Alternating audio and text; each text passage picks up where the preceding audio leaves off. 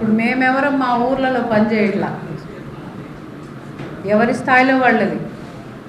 ఎప్పుడైనా మన కంఫర్ట్ జోన్ని వదిలి బయటకు వెళ్ళి నిలబడినప్పుడే ఎక్కడైనా గెలవగలిగే ధైర్యం వస్తుంది. అలా వెళ్ళినప్పుడు మనకి కావాల్సిన కొన్ని హక్కులు ఉంటాయి, కొన్ని జాగ్రత్తలు తీసుకోవాలి. అది ఎవరి జాగ్రత్త వాళ్ళది. నేను నా ఊర్లోనే పనిచేస్తాను, నా ఊర్లో ఏమన్నా ఉద్యోగం ఉందా అంటే మీ ఎదుగుదల అక్కడి వరకే పరిమితం అయిపోతుంది. అది దయచేసి మైండ్లో పెట్టుకోవాలి. ఎవరైనా కానీ చదువుతూ పని చేయాలనుకున్నప్పుడు అది వేరు, కానీ ఉద్యోగ అవకాశం ఇప్పుడు మనకుండే ఈరోజు ఉండే పరిస్థితిని దాటి మెరుగుపడి బయటకు వెళ్ళాలి అనుకున్నప్పుడు ఎప్పుడైనా మన కంఫర్ట్ జోన్ దాటి ఒక అడుగు వేయాల్సిందే. లేకపోతే మన ఎదుగుదల అంతకే లిమిట్ అయిపోతుంది. All of us sitting here ఎవరన్నా వాళ్ళ సొంత ఊర్లో పనిచేస్తున్నారా? మా సొంత ఊరు ఏదో తెలుసా మీకు? నేను నా ఊర్లోనే పనిచేస్తానంటే నాకు ఉద్యోగం ఉంటుందా?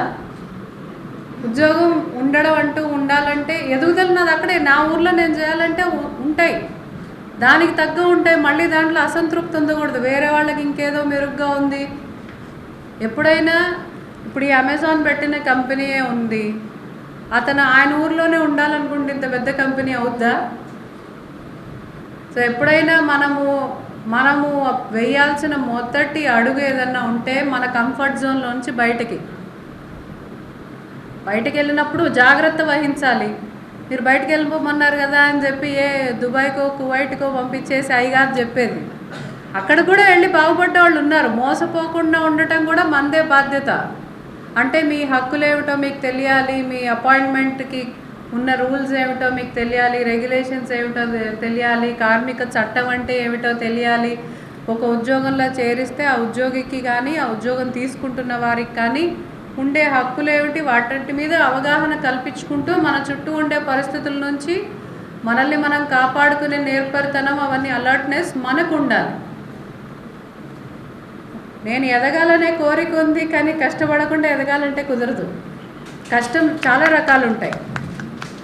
కష్టాల్లో అంటే ఇంట్లో ఉండే వాళ్ళకి ఇంట్లో ఉండే చేసుకునే బిజినెస్తో కూడా జరగచ్చు, కానీ దానికి తగ్గ ఇష్యూస్ దానికి ఉంటాయి. మన ఊరు దాటి వెళ్ళినప్పుడు దానికి తగ్గ ఇష్యూస్ దానికి ఉంటాయి. మనం ఎదగాలనే కోరిక మనలో బలంగా ఉన్నప్పుడు మన చుట్టూ ఉండే చిన్న చిన్న ఇబ్బందులకు కానీ, ఇప్పుడు భాష గురించి వారు మాట్లాడారు, భాషని అది ఇంకొక అడ్డంకి. దాన్ని నువ్వు దాటాలనుకుంటున్నావా లేదా నీ మీదే ఉంటుంది. కాబట్టి భాష ఇబ్బంది ఉంది కాబట్టి నాకు 1000 రూపాయలు ఎక్కువ వచ్చినా కానీ నేను ఆడికి పోను. ఫుడ్ నాకు నచ్చినట్టు ఉండట్లేదు, నా ఇంట్లో మా అమ్మ చేసినట్టు లేదు, కాబట్టి నేను ఉద్యోగం చేయలేను అంటే అది మీరు మీ కుటుంబానికో వేరే వాళ్ళకో పెట్టుకుంటున్న అడ్డంకులు కావు, అవి మీకు మీరు పెట్టుకుంటున్న అడ్డంకులు. సో దయచేసి ఉద్యోగం అంటూ చేయాలి అంటే మనం చాలా త్యాగాలు చేయాల్సి వస్తుంది, కానీ అది మన ఎదుగుదల కోసం, తద్వారా మన కుటుంబ ఎదుగుదల కోసం అనే ఏం కానీ మన మైండ్లో ఉంటే చిన్న చిన్న అడ్డంకులు పెద్దగా కనపడవు. ఉద్యోగం చాలా తక్కువ మందికి వస్తుంది. ఈ రోజున మీరు ఎప్పుడైనా పేపర్లో చూస్తే ఇప్పుడు ఉండే చదువుకొని జాబ్ మార్కెట్లోకి బయటకు వచ్చే వాళ్ళ సంఖ్య ఉద్యోగాల సంఖ్య కంటే సగానికంటే ఎక్కువ ఉన్నారు.